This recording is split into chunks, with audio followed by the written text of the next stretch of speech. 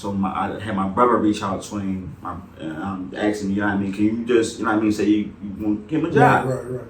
He said, no, I can't do that. My lawyer said some shit, I can't do that. Somebody's lawyer. Yeah.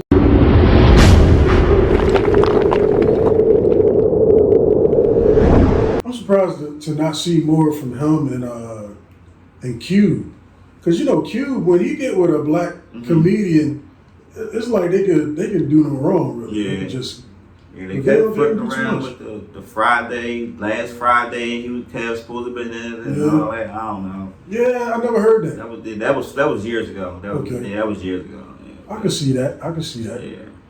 Because you went from he kind of. We had 2 movies with Q. He had 2 movies with Q, I think, 2 or 3. I know he definitely had 2. Ride Along 1 and 2. Yeah. And it was probably something else. Okay. Yeah, he's been getting around for sure.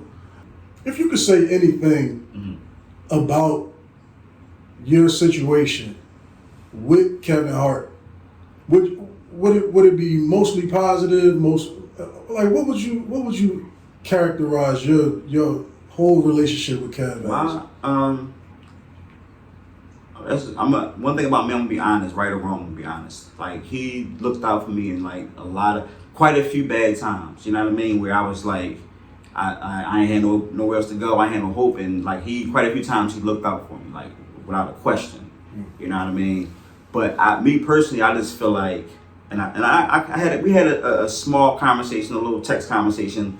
I remember I was telling you about the whole when my man tried to get me to do the Villanova thing, and one thing about me, I don't go on social media with all that little crazy mess, but I felt some kind of way, like this. It was just people kept asking me, so. I had it was somebody's birthday, and we had went out, and I had made a little Instagram post, and I was just like, I'm with my real friends right now, you know what I mean? I took a little shot at him, and the next day he texted me. The next day, that's how you get a call from me. If you go on social media, say something about him, that's how you get a call from me. So he go ahead.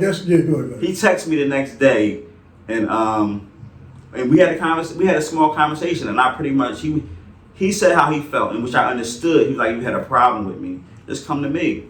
I'm like, that's cool and all, but this is how we communicate, texting. Like, I can't have a conversation with you.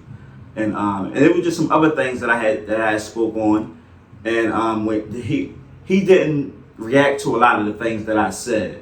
And my whole thing is, you know what I mean, if the shoe was on the other foot, you wouldn't have to ask me for nothing. Zero. Nothing. You know what I mean? Because that's how we was. Like, and you can vouch that coming up, I had his back. Like, you know what I mean? This ain't about me having his back. This ain't about none of that. This is about, you know what I mean, just being friends, being my man. If I had $20, he had 10 of it, and you can vouch on that.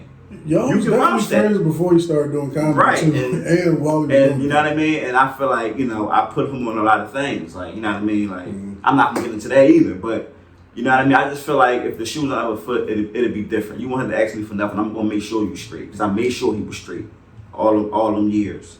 You know what I mean. That's my thing, and that's my thing. I mean, keep it all the way live. You feel like he ain't making sure you all the way straight? I mean, what should he be doing? I'm going to be straight. He know I'm going to be straight. You know what I mean? He know I'm going to be straight, because I'm a hustler. If I got it legally, whatever, I'm going to get it. You know what I mean? But he just, and he never responded to it. So I know he feel it, and I don't know if it's something deeper that he can talk on or speak on. I'm gonna give you another situation. When I was locked up, and I was up for parole. So how long ago was this?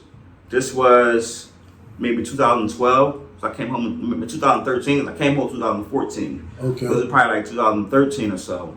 And once again, he looked out for me when I was locked up. Yes, he did. He he made sure he sent my brother a check for me. Yes, he did. Okay. And also he made sure that year, one of the years I was locked up, he made sure my kids had Christmas.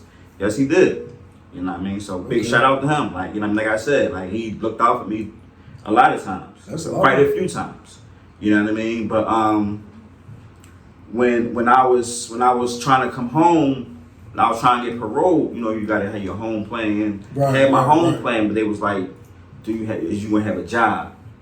So I had my brother reach out to him, asking me, you know what I mean, can you just, you know what I mean, say you want to give him a job? Right. He said, no, I can't do that. My lawyer said some shit, I can't do that. Somebody's lawyer. Yeah. And from then it was just like, I just felt like it was some other legal shit that I don't want to even get into it, but I just feel like it was like some other shit where it's like, he might can't, I don't know, but from there, it was just like, you know what I mean, that was kind of fishy to me because I wasn't, you know what I mean, basically asking for a job. Even though when I came home, I did ask him for a job. He told me he didn't have a job for me.